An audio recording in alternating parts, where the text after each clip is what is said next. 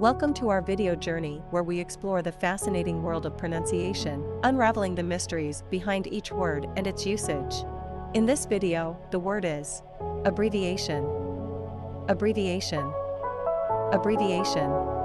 Abbreviation is a noun that refers to a shortened or contracted form of a word, phrase, or name that is typically created by omitting certain letters or characters. Abbreviations are used to save space, time, or effort in writing or communication. Examples: 1. The abbreviation Dr. stands for doctor in formal titles. In this sentence, abbreviation is used to explain what doctor stands for and how it's a shortened form of doctor. 2. Common abbreviations in texting include LOL for laugh out loud and BRB for be right back.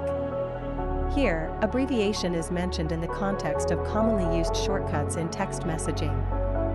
Stay tuned for more linguistic wonders and join us in unlocking the magic of language. Thanks for watching, and until next time, keep speaking, writing, and embracing the beauty of words.